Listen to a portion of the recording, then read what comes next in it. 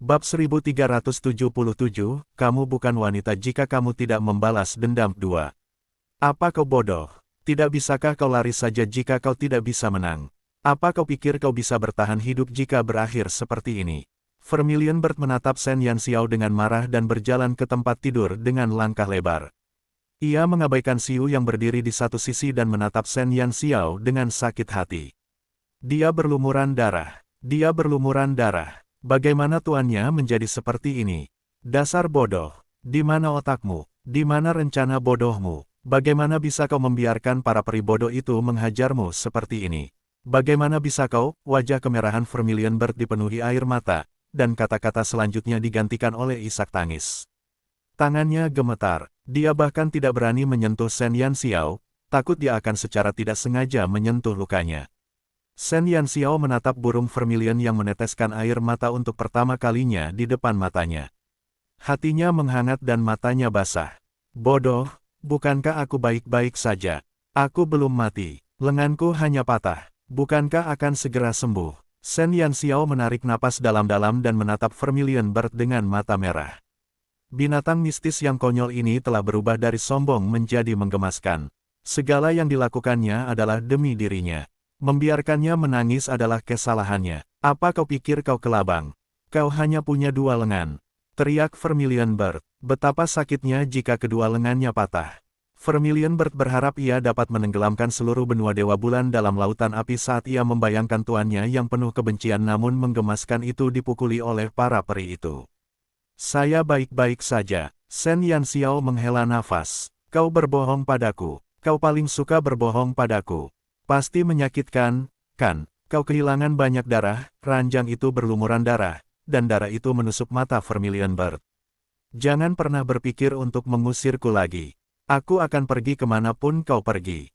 Bahkan jika kau mati, aku akan pergi bersamamu. Jangan pernah berpikir untuk menyingkirkanku lagi. Jika kau pergi ke kota Monsin, aku akan tinggal di tubuhmu.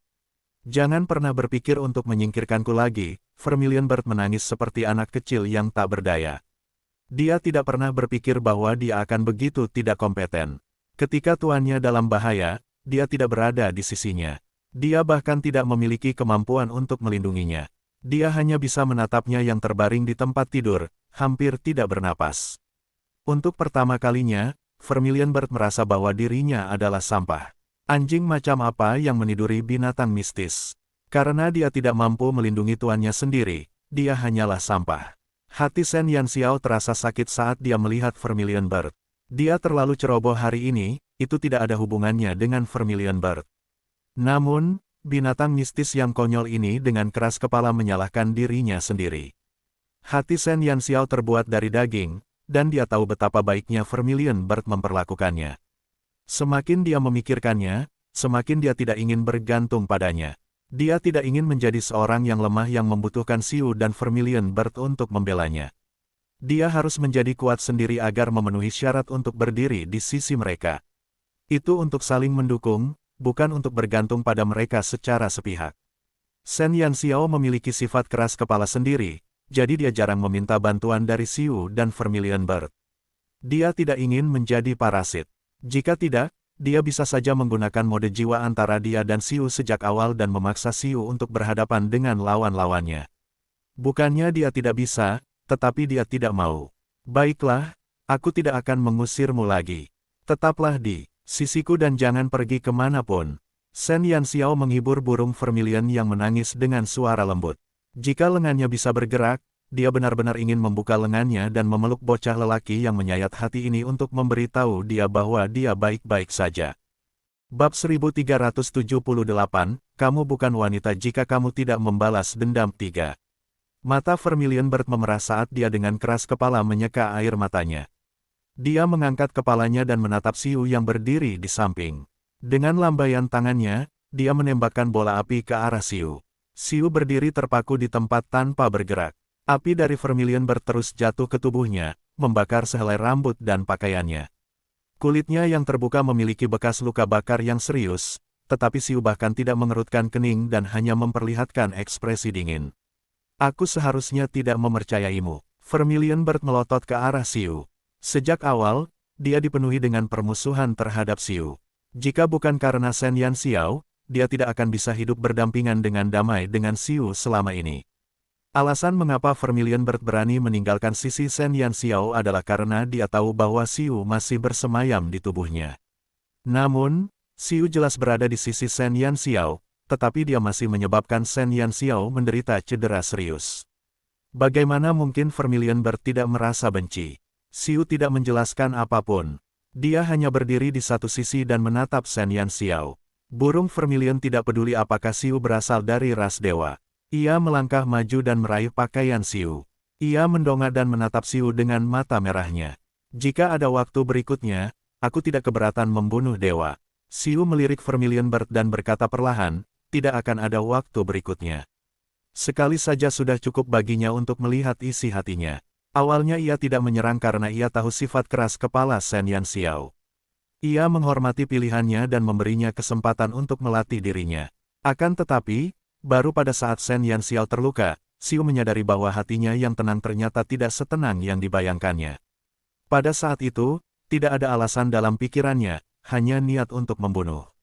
Ini adalah pertama kalinya Xiu mengalami perasaan yang menyayat hati seperti itu. Dia telah hidup selama bertahun-tahun yang tak terhitung jumlahnya dan mengalami banyak perubahan di benua itu. Dia telah melihat perubahan antar ras. Bahkan di akhir perang antara dewa dan iblis, ketika dia mengorbankan dirinya sendiri, hatinya tidak berfluktuasi sedikitpun. Akan tetapi, saat Shen Yanxiao terluka, dia merasakan sakit hati dan kemarahan yang amat dalam.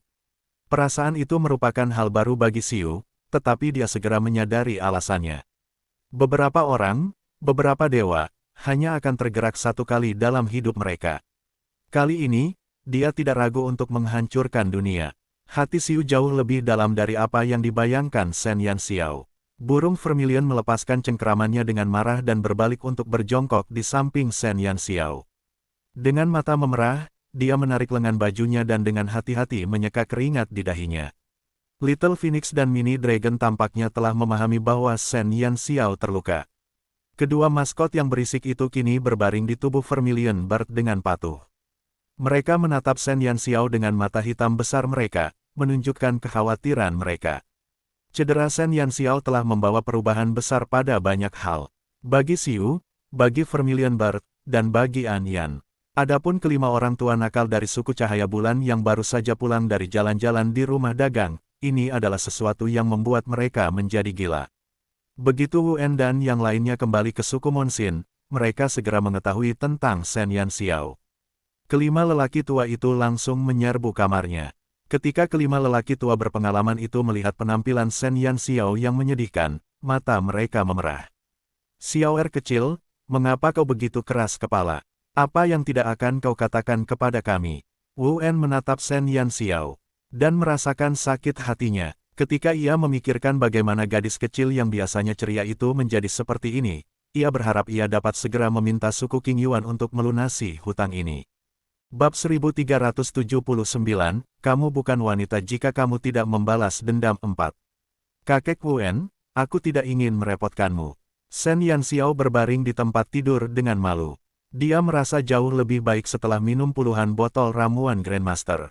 Sekarang dia diliputi oleh begitu banyak perhatian dan kepedulian, dia merasa tersentuh sekaligus malu. Wu En menghela napas. Menurutmu mengapa kami yang sedikit ini datang jauh-jauh ke kota Jadaite? Apakah kami benar-benar di sini untuk menemui Suqian dan Su Chen? Kami sudah tahu bahwa suku Qing Yuan akan menyerangmu, jadi kami bergegas ke sini. Meskipun kamu tidak mengatakan apapun dalam surat itu, kakekmu Wu En bukanlah orang bodoh. Dia memiliki pendengaran yang baik. Bagaimana mungkin tindakan suku Qing Yuan luput dari perhatianku? Wu En merasa sakit hati tetapi juga tidak berdaya. Dia tahu bahwa Shen Yanxiao tidak ingin mereka terlibat dalam air berlumpur ini. Oleh karena itu, bahkan jika mereka datang, gadis kecil ini akan memikirkan cara untuk mengusir mereka. Terima kasih, kata Shen Yanxiao. Sayang, masalah ini sudah sampai pada titik ini. Bahkan jika kau ingin kami berdiri diam dan tidak melakukan apapun, kami tidak akan mendengarkanmu. Ketiga elf yang dikirim ke Yu Ying semuanya sudah mati, dan Yu Ying juga terluka parah. Orang tua Yumu itu tidak akan menyerah begitu saja. Gadis kecil, kau sekarang adalah elf dari suku Cahaya Bulan kami. Meskipun beberapa tulang tua kami ini tidak berguna, mereka tidak begitu tidak berguna sehingga mereka bahkan tidak bisa melindungi elf kecil mereka. Kami akan mengurus masalah ini. Nada bicara Wu En tegas. Mereka tidak menyangka Yu Ying begitu kejam. Kalau tidak, mereka tidak akan membiarkan Shen Yanxiao mengusir mereka. Dapat dikatakan bahwa kekejaman Yu Ying telah jauh melampaui harapan semua orang. Ketika Shen Yanxiao mendengar bahwa Yu Ying masih hidup, dia sedikit terkejut. Xiu telah kembali ke tubuh Shen Yanxiao sebelum Wu En dan yang lainnya memasuki pintu. Xiu juga memiliki beberapa keraguan tentang berita bahwa Yu Ying masih hidup. Yu Ying tidak mati. Aku jelas melihatnya. Shen Yanxiao menelan ludahnya. Tindakan Xiu sangat biadab, dan tindakannya menggorok lehernya terlalu bersih dan efisien. Bukankah Yu Ying terlalu beruntung? Wu En berkata, jika itu adalah elf lain, mereka pasti sudah lama mati. Namun, Yu Ying telah terpilih sebagai saintes, dan dia telah memakan buah pohon kehidupan yang diberikan oleh Raja Elf kepadanya. Buah pohon kehidupan memiliki khasiat penyembuhan yang luar biasa. Selama dia tidak langsung hancur menjadi pasta daging, dia tidak akan mati. Jadi, menantang surga, bukankah itu berarti semua orang suci itu abadi? Shen Yanxiao diam-diam merasa kagum. Tidak heran Yu Ying berani bersikap begitu tak kenal takut. Mereka tidak sepenuhnya abadi. Efek buah pohon kehidupan akan berangsur-angsur berkurang seiring dengan luka-lukanya. Kali ini, luka Yu Ying sangat parah. Jika dia menderita luka yang sama lagi, saya khawatir dia tidak akan seberuntung itu, jelas King Xuan. Shen Yanxiao mengangguk. Sementara beberapa tetua merasa khawatir terhadap Shen Yanxiao, tetua lainnya segera mulai menyiapkan perlengkapan untuk perawatannya. Wu En dan King Xuan mengeluarkan semua ramuan Grandmaster yang memiliki efek menguntungkan. Selain ramuan penyembuh, ada juga ramuan jiwa tubuh. Ramuan padat, bagaimanapun, selama bermanfaat dan tidak berbahaya, mereka mengeluarkan semuanya dan memasukkannya ke Shen Yanxiao tanpa ada yang terbuang. Burung Vermilion segera mengambil tanggung jawab berat untuk menyuapi Shen Yanxiao sendiri. Namun, dibandingkan dengan metode aneh Xiu dalam menyuapinya, metode burung Vermilion tampak jauh lebih normal. Vermilion Bird hanya memindahkan bangku dan menuangkan ramuan ke dalam mangkuk kristal sebelum menggunakan sendok kecil untuk menyuapi Shen Yanxiao dengan hati-hati. Bab 1380, kamu bukan wanita jika kamu tidak membalas dendam 5. Shen Yanxiao telah meminum tidak kurang dari 50 botol ramuan Grandmaster. Dia merasa sangat kenyang. An Yan juga meminta An Ran untuk mengirimkan banyak ramuan Grandmaster, dan Shen Yanxiao sejujurnya tidak dapat meminumnya lagi. Di bawah nutrisi dari begitu banyak ramuan Grandmaster, Shen Yanxiao menyambung kembali lengannya dengan sempurna keesokan paginya. Semua luka di tubuhnya segera sembuh, hanya meninggalkan bekas samar. Dalam beberapa hari, bahkan bekas-bekas itu akan hilang tanpa bekas. Kecepatan pemulihan Shen Yanxiao mencengangkan, bahkan Wu En dan yang lainnya pun terkejut. Mereka tidak tahu bahwa pada malam sebelumnya, setelah Shen Yanxiao tertidur, Xiu telah muncul tanpa suara dan mentransmisikan kekuatan yang telah lama disimpannya kepadanya. Kekuatan dewa bukanlah sesuatu yang dapat dibandingkan dengan ras manapun. Keesokan paginya, Shen Yanxiao muncul di aula utama suku Monsin dengan semangat tinggi dan menyapa para elf dengan senyuman. Para peri itu menatap Shen Yanxiao dengan ngeri. Mereka tahu betul betapa parahnya luka Shen Yanxiao kemarin. Bahkan jika dia minum banyak ramuan, bukankah kecepatan penyembuhannya terlalu abnormal? Shen Yanxiao tahu bahwa An Yan sudah lama berdiri di depan pintunya kemarin. Dia bermaksud untuk berbicara baik-baik dengan neneknya hari ini, tetapi dia tidak dapat menemukan An Yan bahkan setelah dia melihat-lihat. Paman An Feng, di mana pemimpin An Yan? Shen Yanxiao hanya bisa bertanya pada An Feng. Ekspresi An Feng jelek. Dia menatap Shen Yanxiao dengan ragu-ragu. Shen Yanxiao mendapat firasat buruk. Yanxiao, An Yan menyerahkan posisi pemimpin suku Monsin kepadaku. An Feng berjuang untuk waktu yang lama sebelum akhirnya mengungkapkan semuanya kepada Shen Yanxiao. Setelah Wu En dan yang lainnya kembali kemarin, An Yan diam-diam mengadakan pertemuan dengan para petinggi suku Monsin. Selain itu, selama pertemuan tersebut, dia menyerahkan posisi pemimpin kepada An Feng. Sedangkan dia sendiri berangkat ke Win City pagi-pagi sekali. Apa yang ingin dilakukan An Yan? Shen Yanxiao tercengang. Kegelisahan di hatinya menjadi lebih jelas. An Feng berkata dengan sedih, An Yan merasa telah mengecewakanmu, jadi dia ingin menyelesaikan masalah ini atas namamu. Apa? Shen Yanxiao tercengang. An Yan pergi ke suku King Yuan atas namanya. Apa-apaan? Belum lagi suku King Yuan dan suku Monsin pada awalnya tidak menyukai satu sama lain. Fakta bahwa Yu Ying dibawa kembali dalam keadaan setengah mati berarti masalah antara Shen Yanxiao dan suku King Yuan tidak dapat diselesaikan. Shen Yanxiao segera menyadari poin penting. An Yan pergi ke suku King Yuan atas namanya. Satu-satunya solusi adalah nyawa ganti nyawa. Oleh karena itu, dia telah mengatur segalanya untuk suku Monsin sebelum dia pergi. Shen Yanxiao menyipitkan matanya dan segera berbalik untuk berjalan kembali ke kamarnya. Dia kemudian berkata kepada Vermilion Bird yang sedang bermain-main dengan botol. Burung Vermilion, ayo pergi ke kota angin. Baiklah, Vermilion Bird langsung berdiri tanpa berkata apa-apa lagi. Xiaoer, jangan memaksakan diri kali ini. Wu En tanpa sadar muncul di depan pintu Shen Yanxiao. Di belakangnya, King Xuan, Jing Yu, Liang Qiu dan Chang Yan menatap Shen Yanxiao dengan senyum ramah. Kami akan kembali ke kota angin bersamamu, kata Wu En. Shen Yanxiao tertegun. Kilatan jahat tiba-tiba muncul di matanya yang jernih. Tentu, bab 1381, mari bandingkan siapa yang lebih kejam. 1. An Yan berdiri di depan gerbang suku King Yuan dan menatap Yu Mu yang berdiri di depannya dengan beberapa penjaga elf di sisinya. Sambil menatap langit, An Yan sudah lama tidak menginjakkan kaki di kota angin. Sejak suku Monsin diturunkan pangkatnya, dia tidak pernah kembali. Kecuali An Ran, semua elf dari suku Monsin telah meninggalkan kampung halaman mereka. Suku Monsin diturunkan pangkatnya, dan seluruh suku dipindahkan ke kota Jadeite. Namun, para elf dari suku Monsin masih merupakan elf hitam sehingga mereka masih memiliki hak untuk memasuki kota. Namun, selain An Ran, tidak ada orang lain yang datang. Para peri dari suku Monsin tidak akan pernah mengkhianati suku mereka. An Yan lahir di Win City, dan dibesarkan di sana. Di sana, ia dipilih sebagai pemimpin suku untuk melindungi para elf di suku mereka. Dan hari ini, An Yan tahu bahwa dia akan dimakamkan di sini. Yu Mu, aku akan menyelesaikan masalah antara suku King Yuan Mu dan Yan Xiao. Yu Ying terluka parah, dan aku tahu kau tidak akan tinggal diam. Karena itu, aku akan membalas dendammu atas nama Yan Xiao. Aku berharap setelah hari ini, suku King Yuan tidak akan mengungkit masalah ini lagi. An Yan menarik napas dalam-dalam. Bahkan setelah dia melepaskan jubah pemimpinnya, auranya tidak berkurang sedikit pun. Dia adalah pemimpin suku Monsin, ratu suku Monsin. Bahkan jika dia melepaskan mahkotanya, tidak ada yang berani meremehkannya. Yu Mu adalah pemimpin suku King Yuan. Suku King Yuan telah lama berselisih dengan suku Monsin, dan dapat dikatakan bahwa An Yan adalah saingan lamanya. Dia tidak menyangka An Yan akan datang sendirian.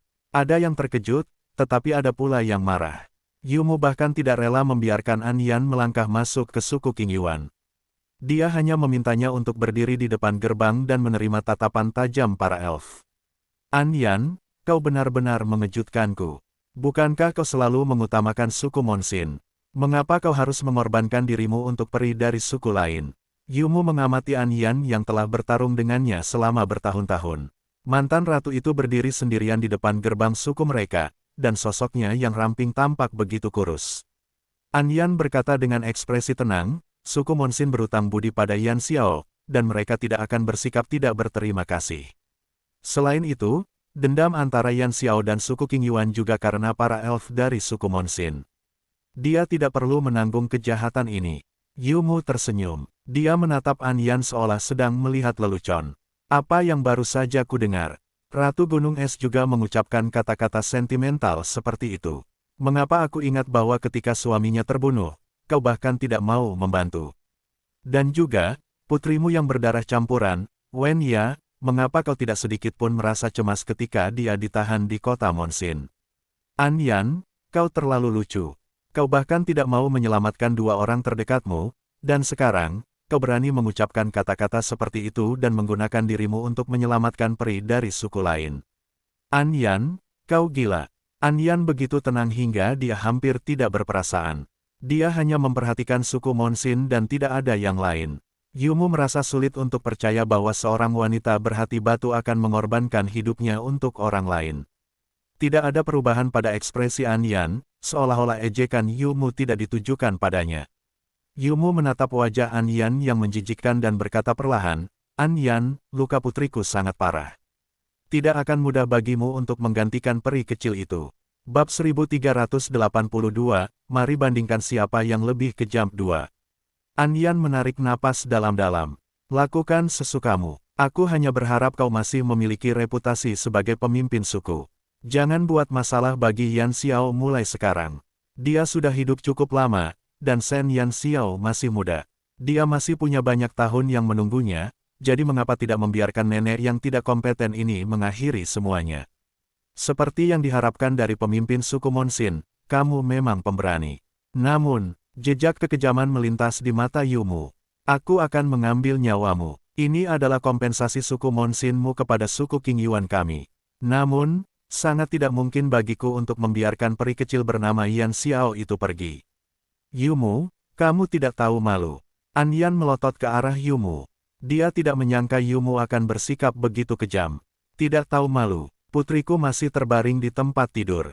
Sui Ling dibunuh oleh peri kecil itu dan Sui Miao harus mengundang dirinya sendiri ke pantai cahaya bulan karena dia. Sekarang putriku telah terluka parah olehnya, hutang ini tidak dapat dilunasi dengan mudah. Yumu menyipitkan matanya dan segera melambaikan tangannya agar para peri menjatuhkan An Yan. Saat An Yan ingin melawan, kata-kata Yumu membuatnya menyerah dalam semua tindakannya. An Yan, kau boleh melawan jika kau mau, tapi aku akan membawa semua elf dari suku King Yuan ke kota Jadeite sekarang juga. Jika kau menyerah dengan patuh, aku bisa memberi elf kecil itu 1 hari lagi untuk beristirahat. Yumu tersenyum jahat. An Yan perlahan menurunkan tangannya. Para elf di sekitar An Yan tidak berani bertindak gegabah. Karena An Yan bisa menjadi pemimpin suku Monsin, dia pasti kuat. Sejujurnya, mereka bukanlah lawannya. Pilihan yang bijak. Yumu memandang kompromi An Yan dengan puas. Apa yang kau tunggu? Undang pemimpin An Yan masuk. Para elf itu ragu-ragu untuk mengulurkan tangan, tetapi An Yan menatap mereka dengan dingin. Mereka semua berdiri terpaku di tempat, tidak berani bergerak sedikitpun. Aku bisa jalan sendiri. Kamu tidak perlu melakukan apapun. An Yan mengangkat kepalanya dengan arogan dan berjalan menuju pintu masuk suku King Yuan. Xiao Xiao, kuharap An Feng akan memberitahumu semuanya. Kau harus meninggalkan kota Jadeite dan kembali ke suku Moonlight sesegera mungkin. Hanya dengan begitu keselamatanmu dapat terjamin. Demi cucunya, sang ratu yang sombong akhirnya memilih untuk meletakkan senjatanya dan berjalan ke kandang musuh. Di sisi lain, Shen Yan Xiao dan rombongannya telah tiba di kota angin. Sepanjang perjalanan, Shen Yan Xiao telah menjelaskan semuanya dan burung vermilion bersemangat untuk bertindak. Suku King Yuan tidak jauh dari sini. Xiaoer, kau harus bersiap untuk pertarungan yang sulit. Wu En menepuk bahu Shen Yan Xiao. Saat mereka memasuki kota angin, dia telah mengirim seorang elf ke kamp pelatihan tingkat lanjut untuk memberitahu Penatua Yue. Dia yakin bahwa Penatua Yue dan Lan Xi akan segera tiba. Tidak usah terburu-buru. Kakek Wu En, bawa burung vermilion bersamamu. Aku masih punya sesuatu untuk diambil.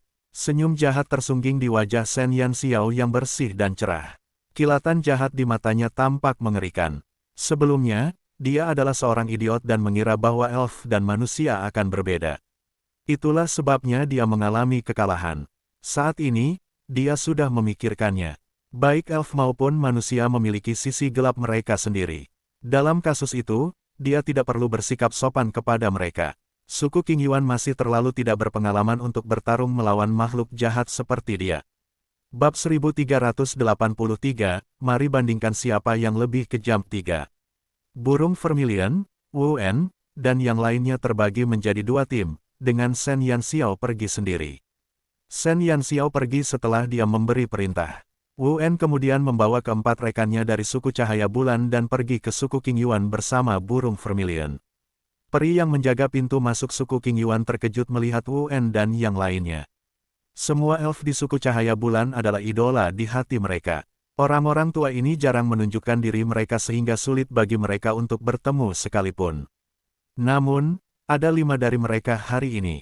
Apakah akan turun hujan? Pergi dan beritahu Yumu bahwa kami ingin menemuinya. Wu En melepaskan penampilannya yang angkuh dan perkasa dan menatap penjaga yang tercengang itu. Penampilan Wu En sangat anggun sekaligus membawa aura mendominasi seorang ahli. Si tua bangka yang biasanya bersikap baik di depan Shen Yanxiao, ternyata adalah orang bijak yang sangat tidak ramah di mata orang luar. Ya, para penjaga elf bergegas masuk ke gerbang suku King Yuan. Dengan kedatangan 5 guru besar dari suku Cahaya Bulan, bahkan suku King Yuan pun tidak berani meremehkan mereka. Tidak lama kemudian, Yumu keluar untuk menyambut mereka. Tuan Besar suku Cahaya Bulan telah memberkahi kami dengan kehadiran Anda. Saya minta maaf karena tidak keluar untuk menyambut Anda. Mohon maafkan saya. Yumu, yang masih sombong seperti sebelumnya, langsung bersikap seperti cucu saat dia berdiri di hadapan Wu En dan yang lainnya. Dia bahkan tidak berani bernapas dengan keras. Semua orang tahu bahwa suku Cahaya Bulan adalah suku terkuat di seluruh benua Dewa Bulan.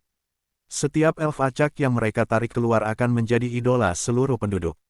Terlebih lagi, beberapa ahli herbal agung ini memiliki prestasi luar biasa di bidangnya masing-masing dan hampir semua karya mereka disediakan langsung untuk digunakan oleh Raja Peri. Meskipun Wu En dan yang lainnya tidak seperti tetua Yue yang telah lama tinggal di kota Cahaya Bulan, jika beberapa orang tua ini bahagia, masuk dan keluar kota Cahaya Bulan untuk mengobrol dengan Raja Peri akan menjadi sangat mudah. Bahkan Yumu tidak berani mengamuk pada mereka. Yumu, kamu sekarang adalah pemimpin suku King Yuan. Bagaimana kamu masih bisa mengingat kami, orang-orang tua?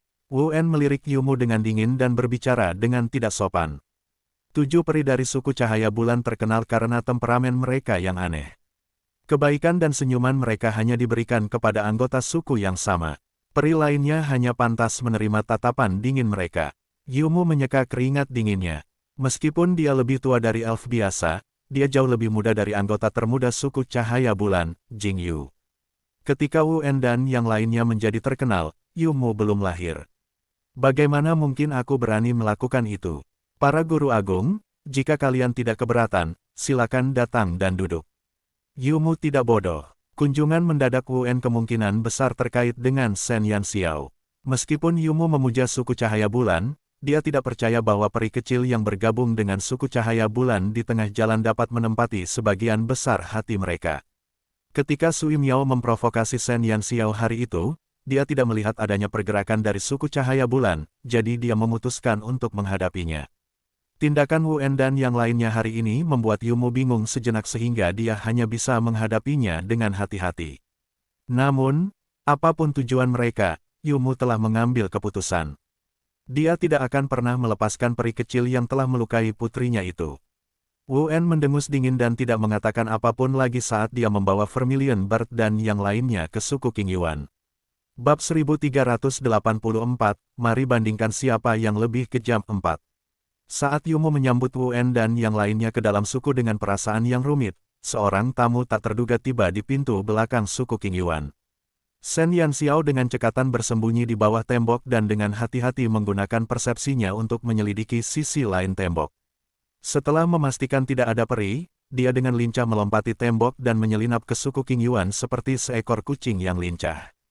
Seluruh suku King Yuan terlibat dalam diskusi panas karena dua kunjungan yang dilakukan An Yan dan Wu En. Bagaimana mereka bisa menduga bahwa seorang teroris yang membuat mereka gila telah diam-diam memasuki wilayah mereka? Saat ini, mereka semua sibuk mengawasi An Yan di ruang bawah tanah atau Wu En di aula utama. Seluruh halaman belakang suku King Yuan telah dikosongkan. Karena suku tersebut dibangun di dekat pohon besar, cabang-cabang pohon menggantung rendah di mana-mana di suku King Yuan, yang memungkinkan cabang-cabang dan dedaunan yang lebat menjadi tempat persembunyian yang alami. Shen Yanxiao dengan cekatan merangkak di antara cabang-cabang pohon dan memperluas persepsinya hingga batas maksimal untuk mencari aroma yang familiar di suku King Yuan yang besar. 3 menit kemudian, Shen Yanxiao mengunci targetnya. Dia melengkungkan bibirnya dan matanya berkedip dengan kilatan yang sangat jahat saat dia mengintai ke arah targetnya. Yu Ying berbaring di tempat tidur dengan kain kasa putih melilit lehernya yang ramping. Dia membuka matanya dan menatap langit-langit sambil terus-menerus mengingat apa yang terjadi kemarin. Wajah tampan pertempuran itu seperti mimpi buruk yang terus terbayang di benak Yu Ying, membuatnya takut dan dia tidak bisa melupakannya. Bagi seorang peri, kecantikan sulit untuk menarik lawan jenis. Sui Miao sangat tampan, tetapi di mata Yu Ying, dia biasa saja. Namun, Ketika manusia misterius dan dingin itu muncul di hadapannya, Yu Ying akhirnya mengerti mengapa manusia mengejar orang-orang cantik itu seperti orang gila. Karena di dunia ini, ada wajah yang begitu rupawan, yang membuat pandangan mata orang tidak bisa berpaling. Yu Ying mengangkat tangannya dengan susah payah dan menyentuh perban di lehernya. Wajah itu membuatnya seperti mimpi buruk. Dia masih tidak mengerti mengapa manusia itu menyerangnya. Karena Shen Yanxiao, mustahil. Yu Ying dengan tegas menolak kemungkinan itu. Meskipun fitur wajah Shen Yanxiao sempurna, dia masih peri muda. Dari segi temperamen, dia tidak bisa dibandingkan dengannya. Yu Ying menggertakkan giginya karena hatinya dipenuhi oleh emosi yang rumit. Dia takut melihat manusia itu karena dia hampir membunuhnya. Namun, dia sangat ingin melihatnya lagi. Peri perempuan, yang berdiri di samping tempat tidur untuk melayani Yu Ying, diam-diam memperhatikan ekspresi rumit majikan mudanya sebelum memiringkan kepalanya seolah sedang memikirkan sesuatu. Rasa dingin tiba-tiba menjalar di punggung peri itu. Dia menoleh ragu-ragu dan tidak menemukan sesuatu yang aneh. Akan tetapi, saat dia berbalik, dia merasakan nyeri tajam di punggungnya. Detik berikutnya, dia tertidur dalam kegelapan. Suara tetesan air yang teredam menghentikan lamunan Yu Ying. Ia mengerutkan kening dan menegakkan tubuhnya, ingin memarahi pembantu peri yang kikuk itu. Namun, ketika ia melihat siapa yang berdiri di depan tempat tidurnya, seluruh wajahnya berubah pucat pasi. Shen Yanxiao menyilangkan tangannya dan mengangkat alisnya. Dia memperlihatkan senyum jahat saat melihat Yu Ying yang terkejut. "Hei, Nona Yu Ying, apakah Anda sudah pulih? Anda bahkan sudah bisa duduk sendiri." Bab 1385, mari bandingkan siapa yang lebih kejam 5. Anda, Yu Ying menatap Shen Yanxiao dengan tidak percaya. Dia sangat menyadari betapa parahnya luka Shen Yanxiao hari itu. Yu Ying sendiri memiliki buah pohon kehidupan sebagai penyelamat hidupnya, tetapi luka di lehernya masih belum sepenuhnya pulih. Luka Shen Yanxiao tidak lebih ringan darinya, jadi mengapa dia bersikap seolah-olah dia tidak terluka? "Nona Yu Ying, apakah Anda masih mengenali saya? Sungguh suatu kehormatan." Shen Yanxiao berjalan ke tempat tidur Yu Ying dan menyandarkan tubuhnya ke dinding dengan satu tangan. Dia mencondongkan tubuh ke depan dan tersenyum sambil menatap Yu Ying yang pucat pasi. Penampilannya saat ini praktis tidak berbeda dengan pencuri yang membobol kamar wanita. "Yanxiao, beraninya kau bersikap begitu tak terkendali di suku King Yuan kami." Yu Ying menatap Shen Yanxiao dengan ngeri. Alasan dia berani bersikap begitu tak terkendali adalah karena dia memiliki 3 peri perak yang kuat di sisinya. Namun, satu-satunya pelayan di sisinya telah dipukul pingsan oleh Shen Yanxiao. Yu Ying tidak cukup sombong untuk berpikir bahwa dia bisa mengalahkan Shen Yanxiao. Hari itu ketika Shen Yanxiao bertarung melawan 3 peri perak, dia masih memiliki sedikit kelonggaran untuk melawan. Jika hanya dia hari itu, dia akan dipenggal saat dia menyerang. Yu Ying bagaikan burung puyuh yang ketakutan saat dia memeluk selimut dan menyusutkan dirinya ke kaki tempat tidur. "Jadi kamu masih punya kekuatan untuk memarahiku. Sepertinya buah pohon kehidupan sangat berguna. Aku ingin tahu berapa kali itu bisa menyelamatkanmu. Jika aku melukaimu sekarang, apakah kamu bisa bertahan hidup?" Shen Yanxiao menatap Yu Ying sambil tersenyum. Nada suaranya yang ceria terdengar seolah-olah dia sedang membicarakan cuaca. Tanpa ia sadari, tidak ada sedikit pun senyum di matanya. Terlebih lagi, di matanya, ada niat membunuh yang kuat. "Kau tidak bisa membunuhku. Jika kau berani menyentuhku, ayahku tidak akan membiarkanmu pergi. Raja Peri juga akan marah." Yu Ying meringkuk seperti bola sambil gemetar. Ia tidak lagi memiliki kesombongan seperti sebelumnya. Shen Yanxiao tersenyum. "Selama kamu mati, tidak akan ada yang tahu bahwa aku yang melakukannya." "Tidak bisa." Yu Ying benar-benar panik. Dia teringat apa yang dikatakan Shen Yanxiao ketika dia ditekan oleh anak buahnya. Dia berkata bahwa selama dia selamat, dia akan membalas dengan baik. "Tidak bisa." Shen Yanxiao mengangkat alisnya. Tiba-tiba, dia mengulurkan tangan dan menjambak rambut Yu Ying, menariknya turun dari tempat tidur. Yu Ying berteriak dengan sedih. Dia masih lemah dan jelas bukan lawan Shen Yanxiao. Dia hanya bisa membiarkan Shen Yanxiao menyeretnya ke tanah. "Nona Yu Ying, ingatlah ini dengan jelas. Tidak ada yang tidak bisa kulakukan di dunia ini. Hanya ada hal-hal yang tidak ingin kulakukan." Shen Yanxiao menendang Yu Ying ke tanah, dan sosok mungilnya dengan lincah menunggangi punggung Yu Ying sambil mencengkeram rambutnya dengan erat. Yu Ying merasakan sakit yang luar biasa di sekujur tubuhnya. Rambutnya yang ditarik ke belakang seakan-akan akan merobek seluruh kulit kepalanya. Dia hanya bisa melihat ke atas dengan pasif. Shen Yanxiao duduk di pinggang Yu Ying dan menjulurkan kepalanya. Matanya yang penuh dengan niat membunuh perlahan-lahan menyapu wajah pucat Yu Ying. Kau boleh berteriak sepuasnya. Tenang saja, aku sudah menaruh gulungan sihir di kamarmu. Bahkan jika kau berteriak sampai tenggorokanmu patah, ayahmu dan teman-temanmu tidak akan mendengar satu suara pun. Shen Yanxiao bersandar di telinga Yu Ying dan perlahan mengungkapkan kebenaran yang kejam itu dengan suara yang sangat lembut. Wajah Yu Ying dipenuhi dengan keputusasaan. Dia tidak pernah menyangka hari seperti itu akan datang. Bab 1386, mari bandingkan siapa yang lebih kejam. 6. Tenang saja, kita punya banyak waktu. Bersenang-senanglah. Shen Yanxiao terkekeh. Iblis yang telah lama tertidur telah terbangun kembali. Tidak, Yu Ying ingin menangis tetapi tidak ada air mata. Dia tahu bahwa dia selalu keras kepala dan kejam, tetapi dia tidak pernah menyangka akan bertemu seseorang yang bahkan lebih kejam darinya. Yah, kebanyakan wanita mengatakan satu hal tetapi maksudnya lain. Jika kamu mengatakan tidak, maka itu berarti ya. Shen Yanxiao dengan jahat menyodok saraf Yu Ying. Wu En dan yang lainnya seharusnya sudah tiba di suku King Yuan sekarang. Bajingan tua Yumu itu seharusnya masih sibuk menjilat kakek Wu En dan yang lainnya. Selama periode ini, tidak ada peri yang akan datang dan mengganggu mereka. Yanxiao, kumohon padamu, lepaskan aku tahu kesalahanku, aku tidak akan melakukannya lagi. Seluruh kepala Yu Ying ditarik ke belakang oleh Shen Yanxiao. Luka di lehernya yang belum sepenuhnya sembuh sedikit terbuka kembali, dan darah segar mulai terus-menerus merembes keluar dari perban. Yu Ying benar-benar takut. Shen Yanxiao benar-benar berencana untuk membunuhnya. Dia belum ingin mati. Dia akan segera bisa menjadi seorang saintes di Monsin City. Dia tidak ingin mati. Kau memohon padaku. Suara Shen Yanxiao mengandung sedikit senyuman. Ya, aku mohon padamu. Tolong lepaskan aku. Teriak Yu Ying. Shen Yanxiao tertawa pelan, seakan-akan dia telah mendengar lelucon paling lucu di dunia. Maaf, tapi aku tidak akan menerima permintaanmu. Shen Yanxiao menolak dengan lembut, dan tangannya yang kosong perlahan meraih perban di leher Yu Ying. Perban putih itu diwarnai dengan butiran salju. Shen Yanxiao dengan santai membuka perban itu, menyebabkan luka di leher Yu Ying terbuka sepenuhnya, memperlihatkan lukanya di udara. Lukanya hanya berupa garis tipis di lehernya. Dari sini, dia bisa menebak seberapa cepat Siu. Berkat buah pohon kehidupan, lukanya kurang lebih sudah sembuh. Shen Yanxiao hanya merobek kulitnya, tetapi daging di dalamnya sudah sembuh. Mungkin tindakan Shen Yanxiao telah membuat Yu Ying menyadari bayangan kematian. Yu Ying, yang ditekan ke tanah oleh Shen Yanxiao, tiba-tiba mengerahkan seluruh tenaganya, mencoba mendorong Shen Yanxiao menjauh. Senyum sinis tersungging di bibir Shen Yanxiao.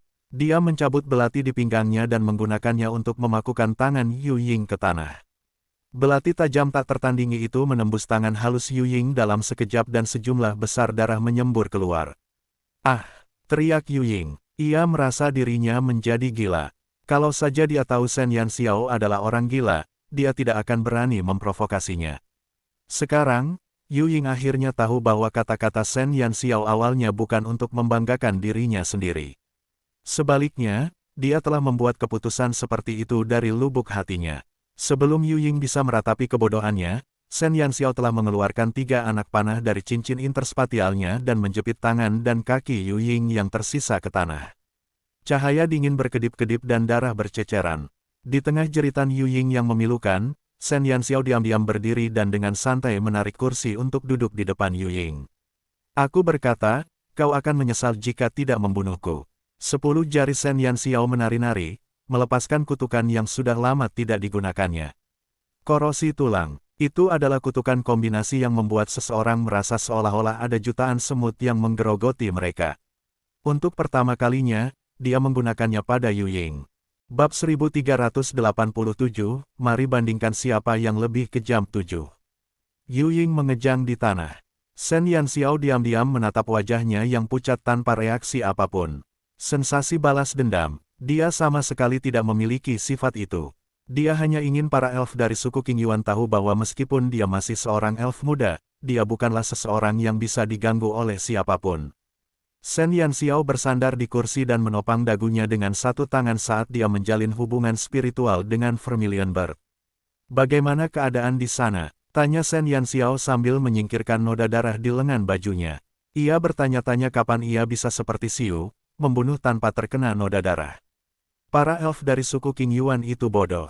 Mereka terus berputar-putar. Wu En dan yang lainnya mulai tidak sabar.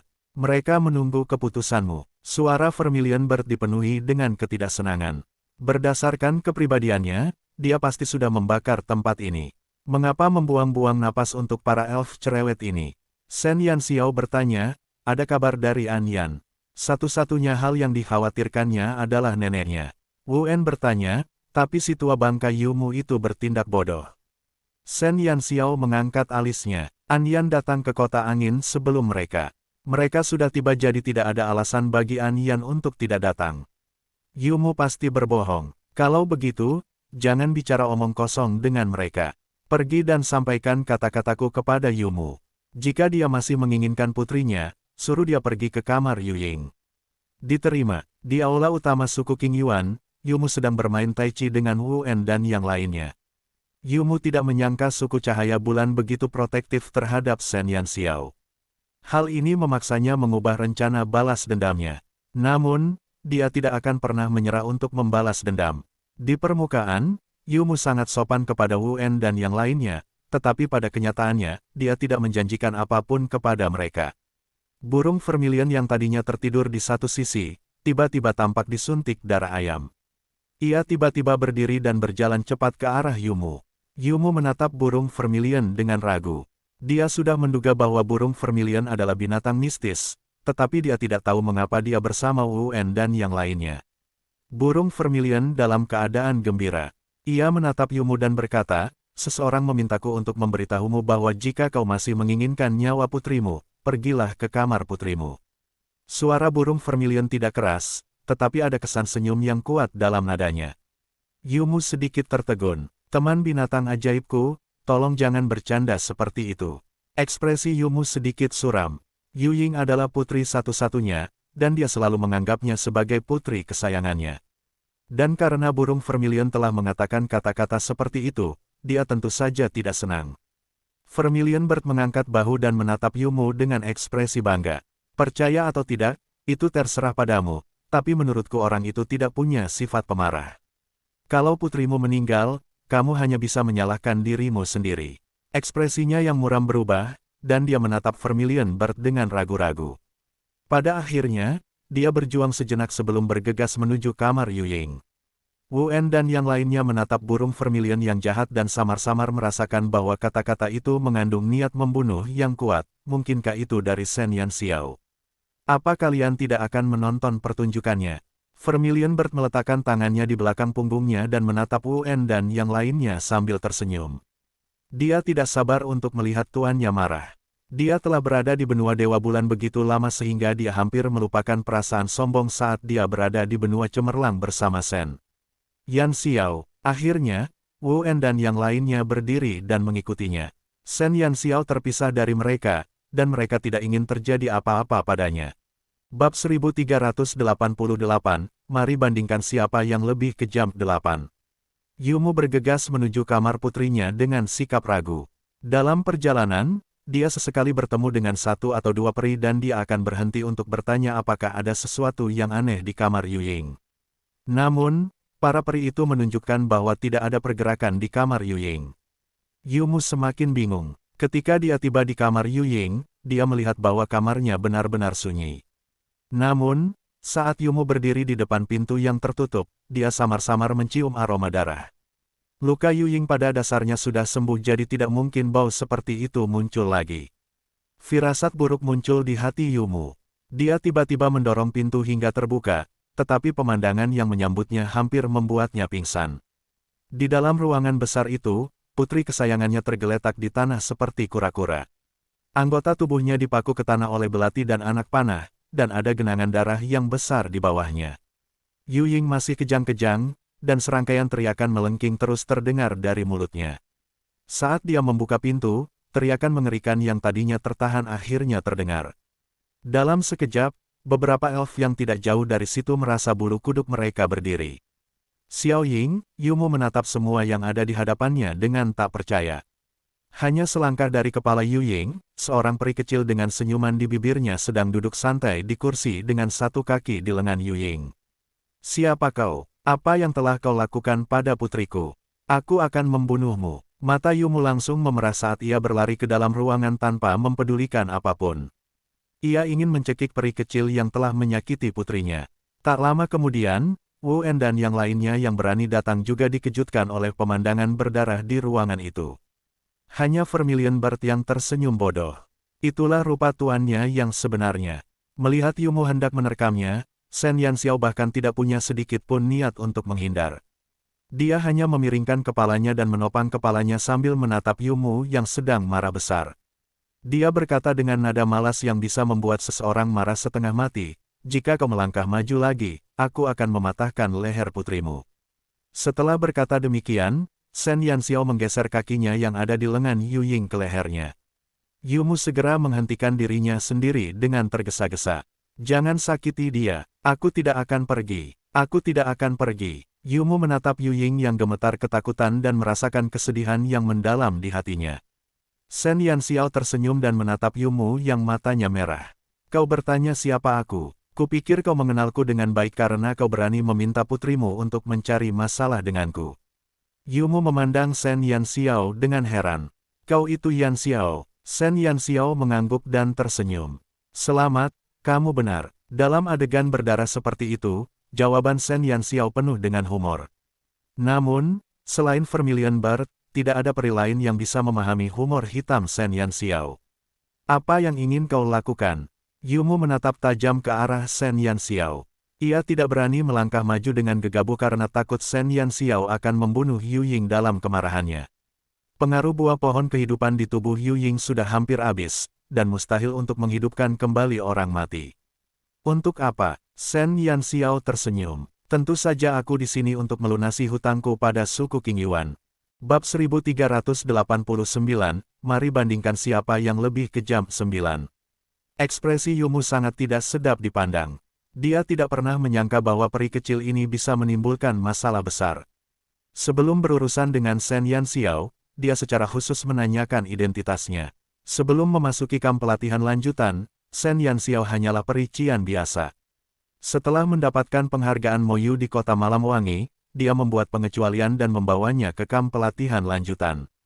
Sebelum Shen Yanxiao memasuki kamp pelatihan tingkat lanjut, dia hanyalah seorang peri miskin tanpa latar belakang apapun. Setelah itu, dia secara misterius bergabung dengan suku Cahaya Bulan di kamp pelatihan lanjutan dan lulus ujian seleksi untuk pengawal bulan perak. Meskipun Yumu takut pada suku Cahaya Bulan, dia tidak pernah percaya bahwa suku Cahaya Bulan akan memusuhi suku King Yuan hanya karena peri luar. Bagi Yumu, tidak perlu banyak usaha untuk menyingkirkan Shen Yanxiao. Paling-paling, dia akan meminta maaf kepada suku Cahaya Bulan jika mereka tidak puas. Akan tetapi, perkembangan peristiwa seringkali melampaui ekspektasi semua orang. Melihat putri kesayangannya diinjak-injak oleh Shen Yanxiao seperti lumpur, Yumu merasa seolah-olah ada pisau yang tertancap di hatinya. "Apa yang perlu dibicarakan? Selama kamu tidak menyakiti Yu Ying, aku bisa segera membatalkan pengejaranku padamu." Yumu dalam kekacauan. Tidak ada yang lebih penting daripada Yu Ying. Shen Yanxiao memiringkan kepalanya dan menatap Yumu sambil tersenyum. Dia berkata perlahan, "Sepertinya pemimpin Yumu salah paham. Aku di sini untuk mencarimu bukan karena aku ingin kau menghentikan perintahmu untuk membunuhku. Jadi bagaimana jika suku King Yuanmu adalah suku tertinggi? Aku selalu bisa membunuh beberapa gelombang elf yang datang untuk mencari masalah denganku. Apakah kau benar-benar berpikir aku mudah diganggu? Apakah kau berpikir bahwa setelah menamparku, masalah memberiku kurma merah bisa berakhir di sini?" Sungguh naif. Jika suku King Yuan berhenti setelah kecelakaan Sui Miao, Shen Yanxiao tidak akan repot-repot berbicara omong kosong dengan mereka. Namun, kedatangan Yu Ying telah membuat Shen Yanxiao marah. Karena suku King Yuan ingin memusnahkannya, mengapa dia harus peduli dengan menegakkan moral? Bersikap baik terhadap musuh berarti kejam terhadap diri sendiri. Lalu apa yang ingin kamu lakukan? Yumu bertanya dengan hati-hati. Shen Yanxiao tersenyum dan berkata, "Permintaanku sederhana. Pertama, kau harus membebaskan pemimpin Anyan. Jantung Yumu berdebar kencang. Sebelum ia sempat mencari alasan, Shen Yanxiao berkata dengan tidak sabar, jangan coba-coba membodohiku. Karena aku berani mengatakan itu, tentu saja aku punya kepercayaan diri sendiri. Jika kau tidak mau melepaskan Anyan, baiklah. Aku akan memotong urat tangan dan kaki Yu Ying sekarang juga. Jangan khawatir, dia tidak akan mati seperti ini. Dia hanya akan menjadi cacat. Senyum cerah mengembang di wajah Shen Yanxiao, tetapi kata-kata yang diucapkannya membuat Yumu gemetar ketakutan.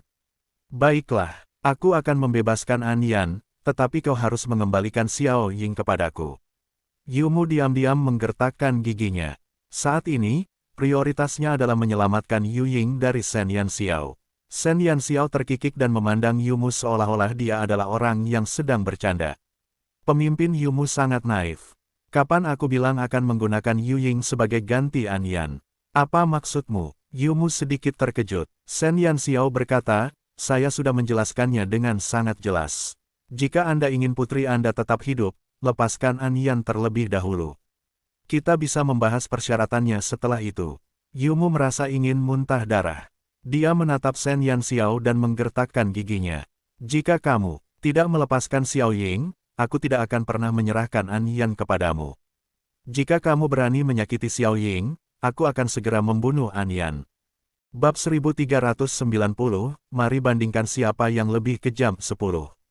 Yumu sedang berjudi. Dia bertaruh pada posisi Anyan di hati Shen Yanxiao. Anyan pergi ke suku King Yuan demi Shen Yanxiao. Tidak mungkin Shen Yanxiao tidak peduli padanya sama sekali. Kalau tidak, dia tidak akan mengajukan syarat seperti itu kepadanya. Dapat dikatakan bahwa Anyan adalah satu-satunya alat tawar-menawar yang dimiliki Yumu untuk bernegosiasi dengan Shen Yanxiao. Dia hanya bisa bertahan hidup dengan Anyan dan bernegosiasi dengan Shen Yanxiao. Shen Yanxiao terkekeh dan tidak menanggapi ancaman Yumu. Dia langsung mengangkat tangannya dan mencabut anak panah yang menembus tangan kiri Yu Ying. Detik berikutnya, dia memakukannya di pergelangan tangan Yu Ying. Teriakan menyedihkan segera bergema di seluruh negeri. Yumu, jangan salah paham. Saat ini, aku memegang putrimu di tanganku. Kamu seharusnya tahu betul bahwa Anyan tidak ada hubungannya denganku. Aku hanya mencoba menyelamatkannya sambil lalu. Jika kamu tidak mau menyerahkannya, aku tidak keberatan. Paling-paling, aku akan melampiaskan amarahku pada putrimu. Aku ingin melihat apakah Anyan lebih penting di hatiku atau Yu Ying yang lebih penting di hatimu. Shen Yanxiao dengan jahat melengkungkan bibirnya, seperti iblis yang turun. Yumu benar-benar tercengang. Melihat wajah pucat putrinya dan mendengarkan kata-kata Shen Yanxiao yang sangat kejam, Yumu merasa dia akan menjadi gila. Yanxiao, jangan bertindak terlalu jauh. Anyan datang ke suku King Yuan untukmu. Apa kau benar-benar tega melihatnya menderita? Hati Yumu menegang. Namun, dia tidak berani berjanji pada Shen Yanxiao dengan mudah. Anyan adalah alat tawar-menawar terakhirnya. Dia tidak percaya bahwa Shen Yanxiao tidak berperasaan seperti yang dikatakannya. Begitukah? Shen Yanxiao menampakkan senyum kejam.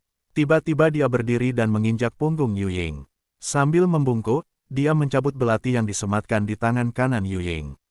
Bunuh Anyan. Aku akan memutus meridian putrimu sekarang juga. Kau akan segera tahu jika aku tidak sanggup melakukannya. Shen Yanxiao memegang belati berlumuran darah dan mata hijaunya menyipit. Dia tampak tidak bercanda sama sekali. Melihat Shen Yanxiao hendak menyerang, Yumu tidak dapat menahan diri untuk berteriak. Jangan sakiti Xiao Ying. Aku janji apa saja. Aku akan membebaskan Anyan sekarang juga. Shen Yanxiao adalah orang gila. Benar-benar gila. Yumu tidak lagi memiliki keberanian untuk melanjutkan perjudian dengan Shen Yanxiao. Shen Yanxiao benar. Bahkan jika dia memiliki hubungan darah dengan Anyan, mereka tidak memiliki hubungan darah. Namun, Yu Ying adalah putri satu-satunya. Jika Shen Yanxiao memutuskan untuk meninggalkan Anyan, bukankah putrinya akan terbunuh oleh kekeras kepalaannya? Yumu tidak mampu membelinya jadi dia tidak berani melanjutkan perjudian. Shen Yanxiao tersenyum puas dan dengan anggun duduk kembali di kursi. Ini adalah permainannya, dan semuanya berada di bawah kendalinya. Yumu tidak akan pernah bisa membalikkan keadaan. Tidak apa-apa kalau dia tidak bergerak, tapi begitu dia bergerak, dia harus menang. Menyaksikan Shen Yanxiao memaksa Yumu ke jalan buntu selangkah demi selangkah, Wu En dan yang lainnya yang berdiri di pintu memasang ekspresi rumit. Dalam benak mereka, Shen Yanxiao selalu menjadi peri kecil yang lembut dan baik hati yang menghormati yang tua dan mencintai yang muda. Tak pernah sekalipun mereka menyangka Shen Yanxiao akan melakukan hal seperti itu.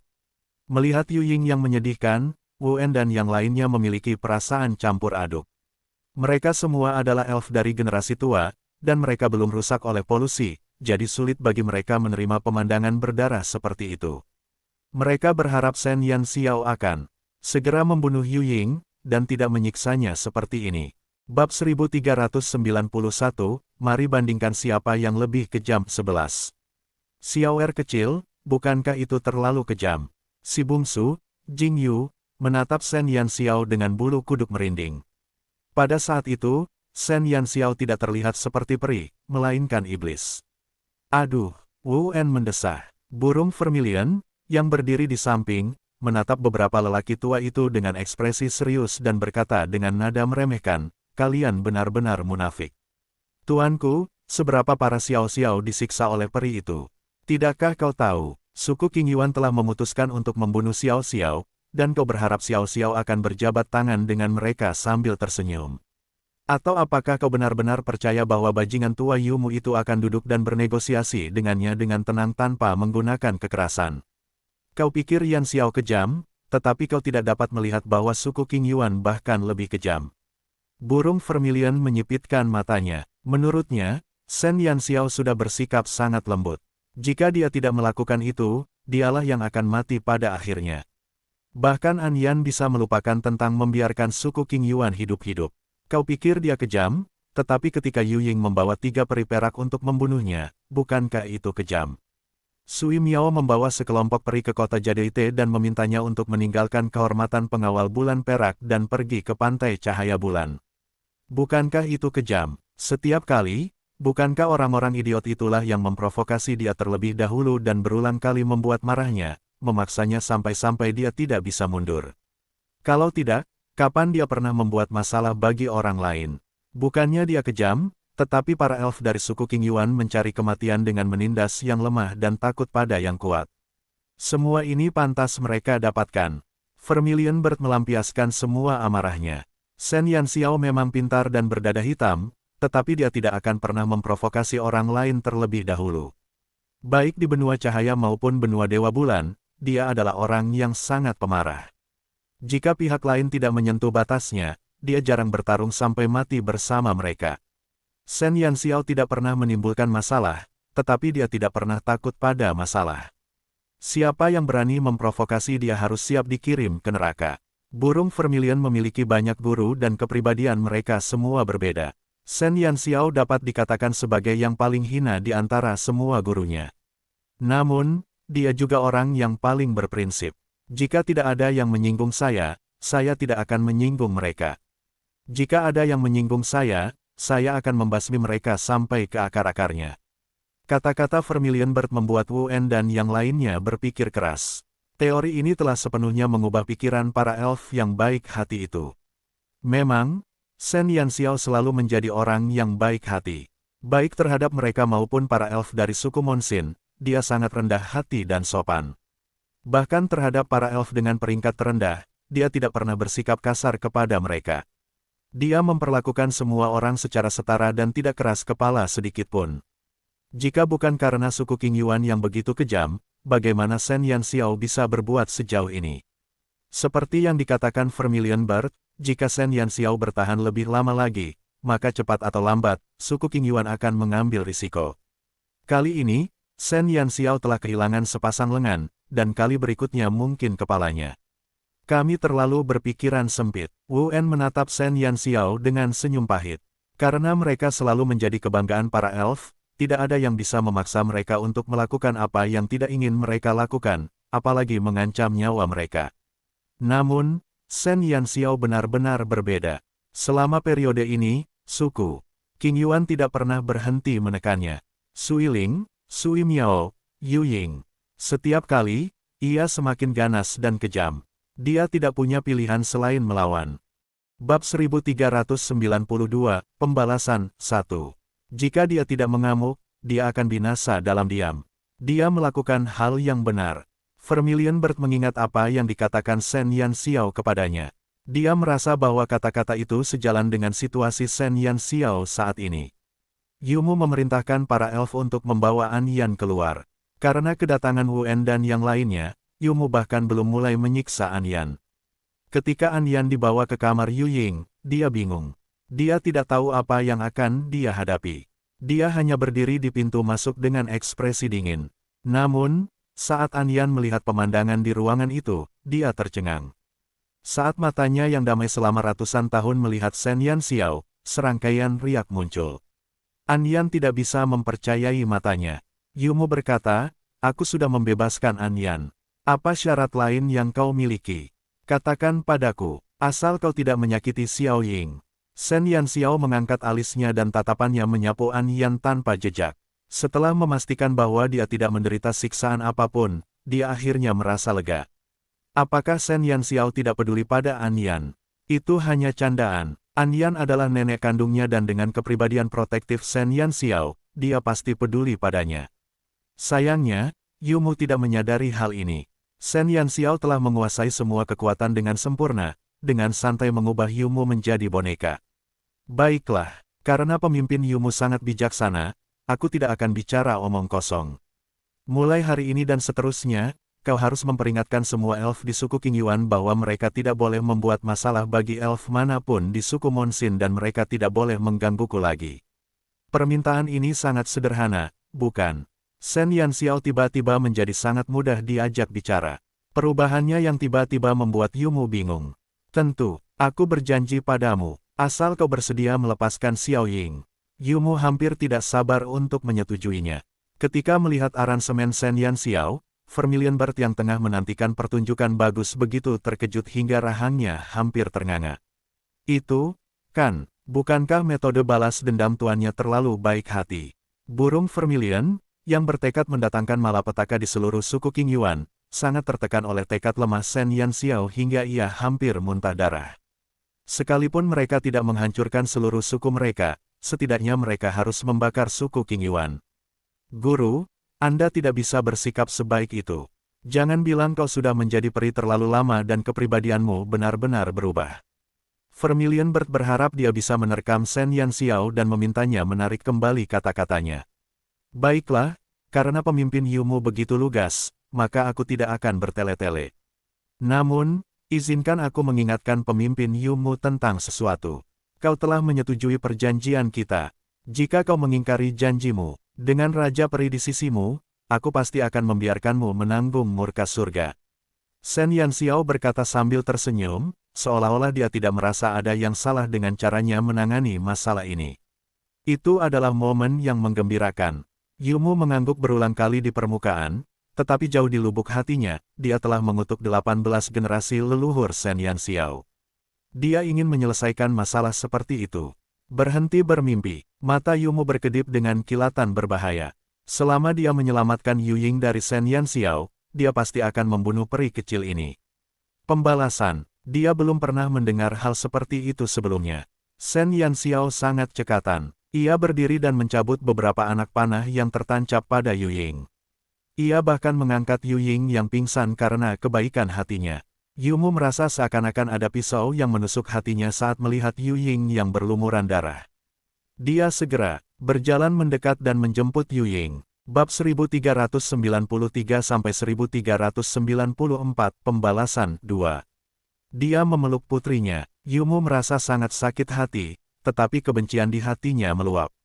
Dia menyipitkan matanya dan menatap Shen Yanxiao sambil tersenyum kejam. Saat ini, dia hanya berjarak selangkah dari Shen Yanxiao dan Yu Ying sudah berada di sisinya. Shen Yanxiao telah kehilangan daya tawarnya untuk mengancamnya. Yumu mencabut belatinya secepat kilat dan menikam Shen Yanxiao sambil meraung keras. Pelacur, aku akan membunuhmu. Belati tajam itu menembus daging dalam sekejap dan darah panas berceceran di depan Yumu. Namun, tidak ada sensasi balas dendam di mata Yumu. Dia menatap Yu Ying yang tiba-tiba berdiri di depan Shen Yanxiao dengan kaget dan putus asa. Dia menatap belati di tangannya yang menusuk dada putrinya dengan tak percaya. Xiao Ying, Yumu gemetar saat menatap Yu Ying yang matanya kabur. Dia tidak mengerti mengapa, mengapa Yu Ying tiba-tiba memblokir pisau untuk Shen Yanxiao? Wajah pucat Yu Ying dipenuhi dengan kebingungan. Sesaat sebelum kematiannya, dia berkata kepada ayahnya dengan nada terkejut. Ayah, kenapa kamu membunuh aku? Tidak, itu tidak benar, Xiao Ying. Mata Yumu memerah saat dia melihat Yu Ying yang langsung pingsan. Dia menatap darah di tangannya dengan tidak percaya. Noda darah itu membekas di matanya, dan itu hampir membuatnya gila. Yu Ying telah meninggal, dibunuh oleh Yumu yang sangat mencintainya. Bahkan sampai saat kematiannya, dia tidak mengerti mengapa ayahnya ingin membunuhnya. Yumu menjadi gila, dia menangis dan berlutut di tanah. Dia memeluk mayat Yu Ying dan menangis.